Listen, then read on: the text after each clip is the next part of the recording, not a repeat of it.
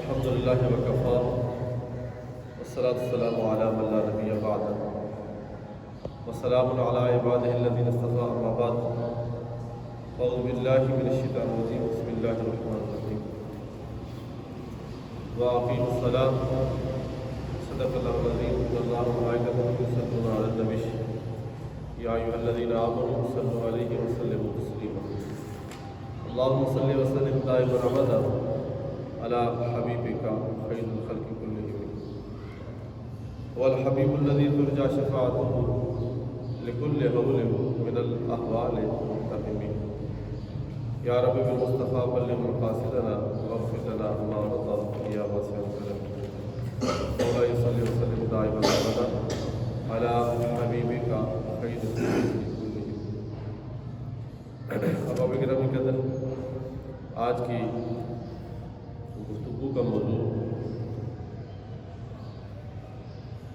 نماز کی فرضیت، نماز کی اہمیت اور نماز چھوڑنے پر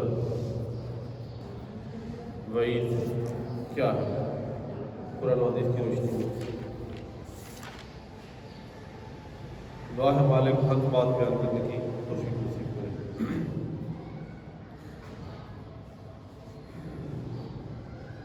نماز جو کہ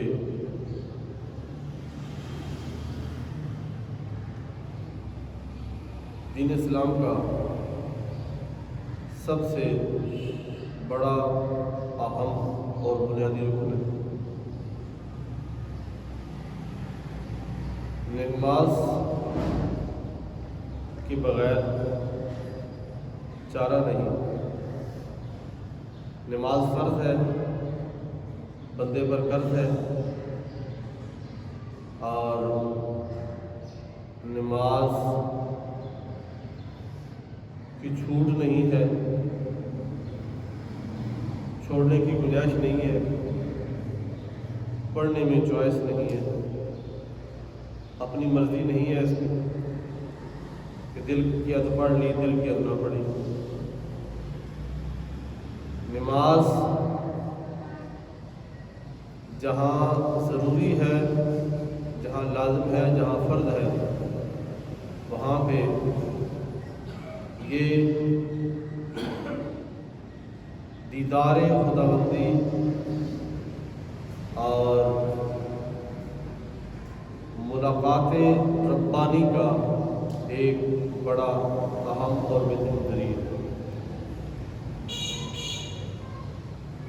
کفر اور ایمان، مسلمان اور کافر کے درمیان فرق کرنے والی شے کا نام نماز ہے، اور جس نے نماز پڑھی اس نے ہر طرح کی بھلائی پا لی، اور جس نے چھوڑی اس نے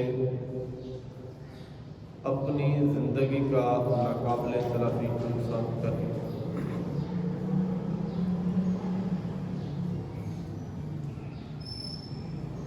نماز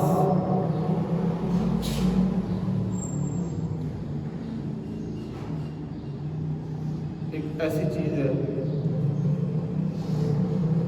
جس کے ذریعے سے بندے کو رسول کریم صلی اللہ علیہ وسلم کا قرب نصیب ہوتا ہے۔ حضور امام الانبیاء علیہ السلام کی قربت نصیب ہوتی ہے۔ ہم محبت مصطفیٰ کا، عشق رسول کا دعویٰ کرتے ہیں۔ اس دعوے کو اگر صداقت کا جامہ پہنانا ہو تو اس کا ذریعہ نماز ہے۔ اگر آپ چاہتے ہیں کہ میرے مصطفیٰ کریم صلی اللہ علیہ وسلم مجھ سے خوش ہو جائے، میرے مصطفیٰ کریم صلی اللہ علیہ وسلم مجھ سے اطمینان پا لے، اس کا ذریعہ نماز ہے۔ کیونکہ امام الانبیاء علیہ السلام نے ارشاد فرمایا الصلاۃ قرۃ عینی، نماز میری آنکھوں کی ٹھنڈک ہے، نماز میری آنکھوں کی ٹھنڈک۔ آقا کریم صلی اللہ علیہ وسلم نے اس کو اپنے اینگل سے فرمایا ہے یا اپنے غلاموں کے اینگل سے فرمایا ہے؟ دونوں صورتوں میں یہ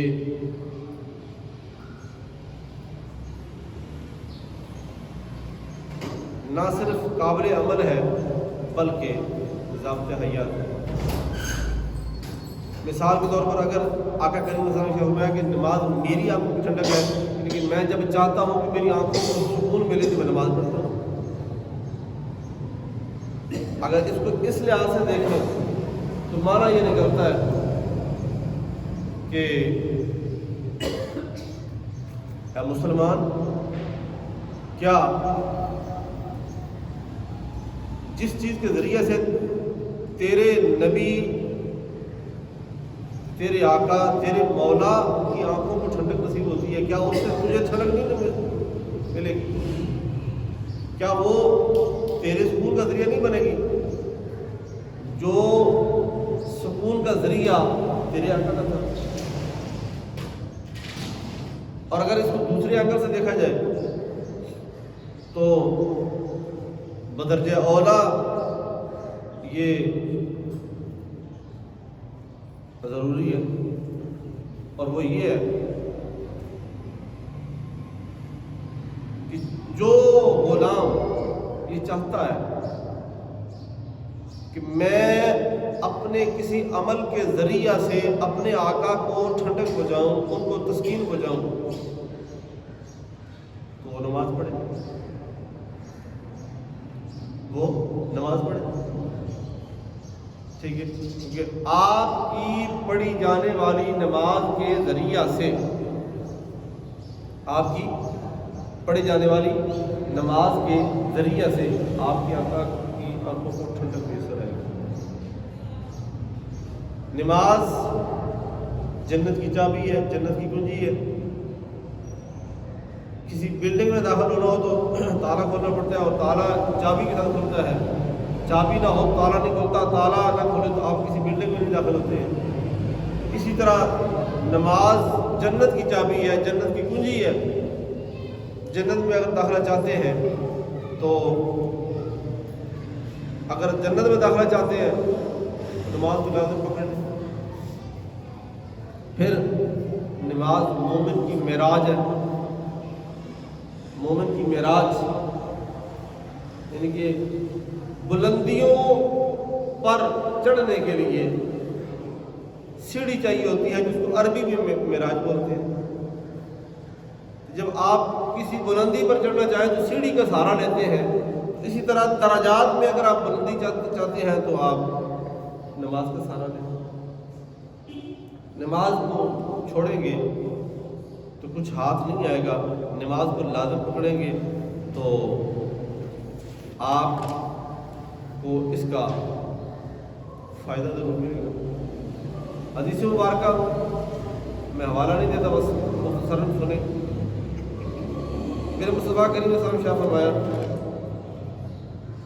کہ وہ چیز جس کا بندے سے سب سے پہلے سوال ہونا ہے وہ نماز ہے۔ اول ما یحاسب بہ العبد، وہ چیز جس کا سب سے پہلے سوال ہونا ہے، پوچھا جانا ہے، وہ نماز ہے۔ وہ کیا ہے؟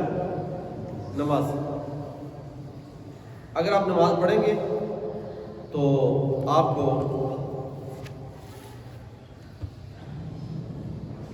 بہت کچھ میسر آئے گا۔ میں نے شروع میں عرض کیا نماز دو چیزوں کا نام ہے۔ ایک اس کے اندر آپ کے پاس چوائس نہیں ہے کہ میرا دل کر رہا ہے تو میں پڑھ لوں، میرا دل نہیں کر رہا تو میں نہ پڑھوں، میری طبیعت مانتی ہے پڑھنے کے لیے تو میں پڑھ لیتا ہوں، اب میرا دل نہیں چاہ رہا تو میں نہ پڑھوں۔ پہلی بات ہے سرے سے آپ کے پاس یہ چوائس ہے ہی۔ تو جہاں چوائس نہ ہو وہاں پہ بندہ چوائس دھکے سے بنا لے تو نقصان پتہ چلا جاتا ہے۔ دوسرے نمبر پر نماز کیا ہے؟ نماز اس کی معرفت کا، اس کے قرب کا اور اس کو پانے کا ایک ذریعہ ہے۔ علامہ اقبال نے اس بات کا نچوڑ نکالتے ہوئے نا ایک شعر لکھا کہ اذاں ازل سے تیرے عشق کا ترانہ بنی، اذاں ازل سے تیرے عشق کا ترانہ بنی، اور نماز تیرے نظارے کا فقط ایک بہانہ بنی۔ نماز تیرے نظارے کا فقط ایک بہانہ بنی۔ کیونکہ یہ جو اذان ہے نا، یہ ایک ترنم ہے جو مومن کی سماعتوں میں رس گھولتا ہے، اور آپ اوور آل پورے ورلڈ کو نظر مارے نا، یہ وہ رپورٹ ہے جس کو بڑے اہتمام سے کیلکولیٹ کیا گیا اذان جو ہے نا یہ کب پڑھی جاتی ہے، کہاں پڑھی جاتی ہے، کس کس وقت پڑھی جاتی ہے۔ تو جنہوں نے کیلکولیٹ کیا نا، انہوں نے ساتوں بر اعظموں کو سامنے رکھتے ہوئے، ان کی ٹائمنگ کو سامنے رکھتے ہوئے، ان کے شیڈول کو سامنے رکھتے ہوئے، ان کی 5 نمازوں کا شیڈول سامنے رکھتے ہوئے، اور 5 نمازوں کے لیے اذان کے اوقات کا شیڈول سامنے رکھتے ہوئے جب انہوں نے کیلکولیٹ کیا تو 24 گھنٹوں کے اندر ایک آدھا گھنٹہ بھی ایسا نہیں بچا جب دنیا کے کسی کونے میں اذان کی آواز گونج نہ رہی ہو۔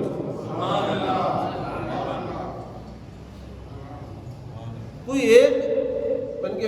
ایک آدھا گھنٹہ بھی، 15-20 منٹ بھی نہیں بچے، شرق سے لے کر غرب تک، شمال سے جنوب تک، ہر طرف اللہ اکبر کی صدائیں گونجتی رہتی ہیں۔ اور نماز تیرے نظارے کا فقط ایک بہانہ بنی۔ بابا کبھی غور کریں اس پر کہ یہ نماز کب ملی ہے، کہاں سے ملی ہے، اس کا سبب کیا بنا ہے، اور یہ کیوں ملی ہے۔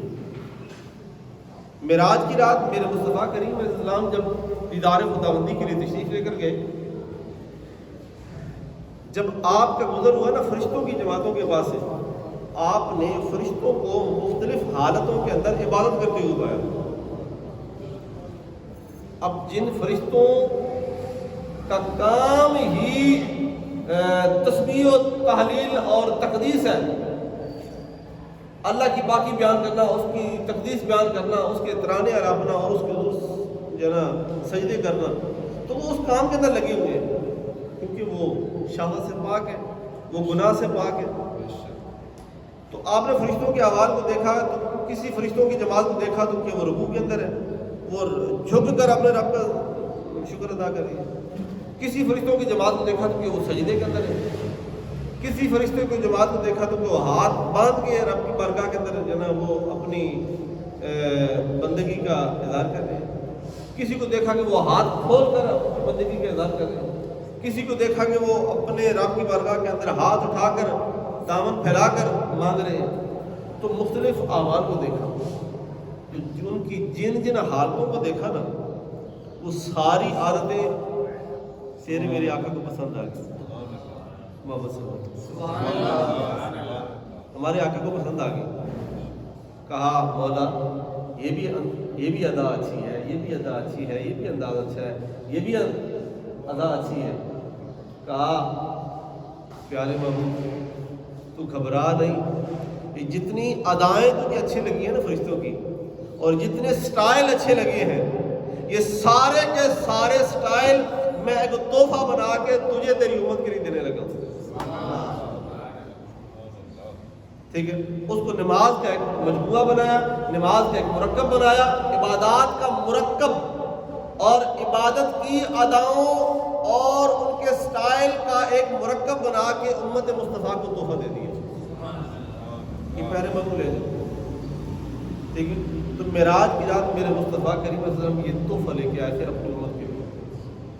تحفہ ملا 50 نمازوں کا تھا. ملا 50 نمازوں کا تھا. ٹھیک ہے. جب میرے آقا چھٹے آسمان پہ آئے, جناب سیدنا موسیٰ علیہ السلام سے بات ہو گئی. عرض کیا یا اے اللہ کے پیارے محبوب, میرا ایک امت سے واسطہ پڑ چکا ہے کہ لوگ نماز پڑھنے کے اندر ڈھیلے ہوتے ہیں, آپ واپس جائیں اور کام کرنا. میرے مصطفیٰ کریم صلی اللہ علیہ وسلم واپس گئے, پھر گئے. روایت کے اندر آتا ہے کہ امام الانبیاء نے 9 چکر لگائے. کتنے؟ 9 چکر. اونچی بولے 9 چکر لگائے. ان 9 چکروں کے اندر ایک بڑی منطق ہے, اور اس کے اندر ایک بڑا راز ہے. راز پتہ کیا ہے؟ راز یہ ہے کہ طور پہاڑ کے اوپر نا جب جناب سیدنا موسیٰ علیہ السلام نے رب کی بارگاہ میں التجا کی تھی نا کہ رب ارنی انظر الیک, رب ارنی انظر الیک, اے اللہ میں تجھے دیکھنا چاہتا ہوں, اے اللہ میں تجھے دیکھنا چاہتا ہوں. پردے ہٹا, حجاب اٹھا, اپنا آپ دکھا, میں تجھے دیکھنا چاہتا ہوں. میں یہ دیکھنا چاہتا ہوں کہ جس کی باتیں اتنی میٹھی ہے, جس کا کلام اتنا شیریں ہے, وہ خود کتنا پیارا ہوگا. میں تجھے دیکھنا چاہتا ہوں. تو اہل تصوف, اہل معرفت, آل اللہ کہتے ہیں وہ جو التجائیں تھی نا, وہ ایک ہی لے کے اندر جناب سیدنا موسیٰ نے 9 بار کہا تھا رب ارنی, رب ارنی, رب ارنی. رب کعبہ نے فرمایا پیارے موسیٰ تو مجھے نہیں دیکھ سکتا, لن ترانی, تو مجھے ہرگز نہیں دیکھ سکتا. ہاں ایک ذریعہ ہے, اور وہ یہ ہے کہ تو ان آنکھوں کو دیکھ لے جو مجھے دیکھ کے آئی ہیں. ان آنکھوں کا نظارہ کر لے جو مجھے دیکھ کے آئی ہیں. تو نے 9 بار کہا تھا رب ارنی, میں تجھے 9 بار وہ آنکھیں دکھاتا ہوں جو ڈائریکٹ مجھے دیکھ کے آئی ہیں, اور لوٹ کر سب سے پہلے دیکھنے والے جناب موسیٰ کلیم اللہ تم ہو. تو نماز معراج کی رات میں نہیں, 50 ملی, 5 کم ہوتی گئی, اینڈ جو ہے وہ 5 بچی. اینڈ کتنی بچی؟ 5. 5 بچی. جب مصطفیٰ کریم لاسٹ آ رہے تھے تو رب کعبہ نے فرمایا پیارے محبوب لا تبدیل لکلمات اللہ, اللہ کے کلمات نہیں بدلتے. میری شان نہیں ہے اپنا کہا ہوا تبدیل کرنا, اپنی کہی ہوئی بات کو تبدیل کرنا میری شان نہیں ہے پیارے محبوب, لیکن یہ تیری محبت کا تقاضا تھا. تو محب تھا اپنی امت کی محبت میں, اور ہم ہیں تیری رضا چاہنے والے, ہم ہیں تیری رضا چاہنے والے. آپ اپنی امت کی محبت میں جو ہے نا وہ گم ہے. اپنی محبت, اپنے محبوب, اپنی امت کی محبت کا دم بھرتے ہوئے آپ آئے تھے. پیارے محبوب جائیں, آپ کو یہ بھی ایک آفر دیتے ہیں جو ان لمیٹڈ ہے کہ نمازیں 50 ملی تھی اینڈ 5 رہی ہیں. آفر یہ ہے کہ جو 5 پڑھے گا اس کو ثواب 5 کا نہیں, میں 50 کا ہی دوں گا. کیوں؟ لا تبدیل لکلمات اللہ, اللہ کے کلمات بدلا نہیں کرتے. دوستان محترم غور کریں, تو یہ آپ کا معراج کی رات کا کیا ہے, یہ ایک تحفہ ہے. ٹھیک ہے, تو لہٰذا اس تحفے کو جو ہے نا وہ آپ ٹھیک ہو, اس تحفے کو آپ جو ہے وہ کیا کریں, اس کی قدر کریں, اس کی قدر کریں. اس کو اپنی چوائس پر مت لیں. میں نے ایک رمضان کی شروع ہونے پر ایک جملہ بولا تھا, آپ کو پھر بولنے لگا, اور وہ کیا ہے, ایک غیر مسلم نے ایک مسلمان سے سوال کیا کہ تم لوگ 3 خداؤں کو پوجنے والے ہو. تم لوگ 3 خداؤں کو پوجنے والے ہو. بات ہو کہ ہم وحدہ لا شریک کو ماننے والے. کہتے یار ممکن ہے اعتقادی لحاظ سے تم ایسے ہی کرتے ہوگے، ایک خدا کو ماننے والے ہوگے، لیکن تمہارا انداز جو ہے نا، تمہارا انداز وہ یہ بتاتا ہے کہ تم تین خداؤں کو پوجنے والے ہو۔ کہتا ہے کیسے؟ کہتا ہے دیکھو نا کہ عید والے دن تمہاری مسجدیں بھری ہوتی ہیں، رمضان شریف کے اندر قیام قیامی ہوتی ہے، اور سارا سال جو ہے مسجدیں خالی ہوتی ہیں۔ تو اس کا مطلب یہ تمہارا عید والا خدا اور ہوا، رمضان والا اور ہوا، اور باقی 11 مہینوں والا اور ہوا۔ ایسا نہیں، رمضان میں اسی خدا نے فرض کی ہے، اسی نے فرض کی ہے، عید میں اسی خدا نے فرض کی ہے، اسی نے فرض کی ہے، 11 مہینے میں نماز اسی خدا نے فرض کی ہے، اسی نے۔ کہتے پھر تم اسی خدا کے حکم کو کیوں ڈیوائیڈ کرتے ہو؟ کیوں ڈیوائیڈ کرتے ہو؟ اگر عید پر آنا اس نے واجب کیا ہے تو رمضان میں بھی اسی نے فرض کیا ہے، اگر رمضان میں اسی نے فرض کیا ہے تو باقی 11 مہینے بھی نماز اسی نے ہی فرض کی ہے، باقی 11 مہینوں میں نماز اسی نے فرض کی ہے۔ تو لہذا یہ اپنے عملی اعتبار سے تم جو ہے وہ اس سے باہر نکلو، ٹھیک ہے نا؟ جب اس کو ماننا ہے نا تو پورا مانو، نہیں ماننا تو نہ مانو۔ علامہ اقبال نے اس کا نچوڑ کا تو بڑی چوٹی کی بات کی ہے۔ علامہ اقبال کہتے ہیں کہ جانے اس کو خود فریبی کہتے ہیں کہ خدا فریبی، جانے اس کو خود فریبی کہتے ہیں کہ خدا فریبی، عمل سے فارغ ہوا مسلمان بنا کے تقدیر کا بہانا، عمل سے فارغ ہوا مسلمان بنا کے تقدیر کا بہانا۔ تقدیر مقدر ہی نہیں ہے، اللہ مقدر ہی کرے گا تو پڑھ لیں گے، اللہ مقدر ہی نہیں کرے گا تو نہیں پڑھا جائے گا۔ یعنی اپنی کوتاہی کو یہ کیا کر دیتے ہیں، یہ مقدر کو کے ذمہ کام تھوپ دیتے ہیں کہ یہ مقدر میں نہیں ہے، جبکہ ایسی بات نہیں ہے۔ اب آپ گرامی کرتے ہیں، میں بڑی ڈیپلی اس چیز کو دیکھتا ہوں اور بڑی بار دیکھتا ہوں اور کئی دفعہ غور کیا ہے، اور میں سوچ رہا تھا کہ اس کو بیان کروں کہ نہ کروں، بیان کروں کئی دفعہ میں نے سوچا، لیکن چونکہ حق تھا اس لیے بیان کرنا ضروری سمجھا، ٹھیک ہے؟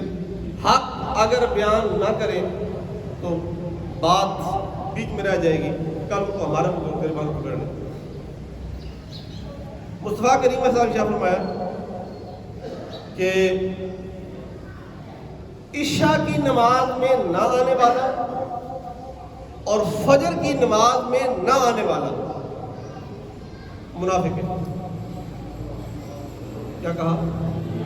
میں اپنی بات نہیں کر رہا، کسی مجتہد کی نہیں بات کر رہا، کسی محدث کی نہیں بات کر رہا، یہ میں امام الانبیاء کا فرمان رکھ رہا ہوں۔ میں عشاء کی جماعت ترک کرنے والا اور فجر کی نماز ترک کرنے والا کون ہے؟ منافق ہے۔ اب عملی طور پر آپ ذرا اندر جھانکیے گا کہ کہیں میرے اندر نفاق کی بو تو نہیں آ رہی، کہیں یہ دن کی جو آسان نمازیں ہیں یہ کہیں میں ایسا تو نہیں کہ میں پڑھ لیتا ہوں اور جو مشکل ہے رات کی لمبی رکعتیں ہیں مشکل ہیں وہ چھوڑ دیتا ہوں، فجر کے ٹائم نیند نہیں کھلتی ہے، آنکھ نہیں کھلتی ہے تو وہ میں چھوڑ دیتا ہوں اور باقی میں پڑھ لیتا ہوں، کہیں میرے اندر منافقت کی بو تو نہیں ہے۔ اور آپ کو ایک وظیفہ بتا رہا ہوں، جب بھی آپ کا دل کر رہا ہو یہ نمازیں چھوڑنے کو تو فوراً یہ حدیث اپنے ذہن میں لے آئے کہ کہیں میں یہ نمازیں چھوڑ کے میں منافقت تو نہیں کر رہا، میرے اندر کسی نفاق تو نہیں ہے۔ ایک بات۔ دوسری چیز، حدیث مبارکہ امام الانبیاء علیہ السلام کیا فرمایا؟ منافق کی 3 نشانی ہے۔ منافق کی بولو سے 3 نشانی۔ کتنی نشانیاں؟ 3۔ یا رسول اللہ کون سی ہے؟ میں پہلے نمبر پر جب وہ بات کرتا ہے تو جھوٹ بولتا ہے، جب بات کرتا ہے تو جھوٹ بولتا ہے، اور جب وعدہ کرتا ہے تو وعدہ خلافی کرتا ہے، وعدہ کرتا ہے تو وعدہ خلافی کرتا ہے۔ جب اس کے پاس امانت رکھی جاتی ہے تو امانت میں خیانت کرتے ہیں. کیا کہا؟ امانت میں تین چیزیں. بات کرتا ہے تو جھوٹ بولتا ہے، وعدہ کی کرتا ہے تو وعدہ خلافی کرتا ہے، امانت رکھی جائے تو امانت میں خیانت کرتا ہے. کہیں اپنے اندر میں جھانکیے گا، کہیں یہ چیزیں ہمارے اندر تو نہیں پائی جا رہی؟ ہمارے عمل میں، ہمارے کردار میں، ہمارے سٹائل میں، ہماری زندگی کی روش کے اندر، ٹھیک ہے نا، کہیں یہ ہمارے اندر تو نہیں پائی جا رہی؟ اگر پائی جا رہی ہے تو اس سے کنارہ کریں، اسے دور ہو. تیسرے نمبر پر ہماری کل کی جو تلاوت گزری پرسوں کی، منافقوں کے بارے میں ڈیٹیل سے سورۃ توبہ کے اندر بیان آیا. اب منافقوں کے جو وہاں سے جو تین چیزیں کافی زیادہ بیان ہوئی، اس کے اندر جو مین تین چیزیں آئی ہیں نا، ایک ان کا یہ ہے کہ وَإِذَا قَامُوا إِلَى الصَّلَاةِ قَامُوا كُسَالَىٰ، جب نماز پڑھنے کے لیے کھڑے ہوتے ہیں تو بہت سستی کا مظاہرہ کرتے ہیں. نماز میں کھڑے ہو تو کیا کرتے ہیں؟ بولو صحیح، سستی کا مظاہرہ. نماز میں سستی کرتے ہیں، نماز میں غفلت کرتے ہیں. دوسرا یراؤن الناس، ریاکاری کرتے ہیں. کیا کرتے ہیں؟ ریاکاری کرتے ہیں کہ میں حاجی کرتا نہ جاؤں، میں پرہیزگار کرتا نہ جاؤں، میں سخی کرتا نہ جاؤں، وغیرہ وغیرہ. ریاکاری اور نماز میں سستی. کہیں غور کیجیے گا کہ کہیں ایسا تو نہیں ہے کہ تیرے قول فعل تیرے کردار کے اندر کہیں یہ والا عنصر تو نہیں پایا جا رہا؟ اگر پایا جا رہا ہے تو فوراً اس کو ریز کر، ابھی وقت ہے. کہیں نماز کی سستی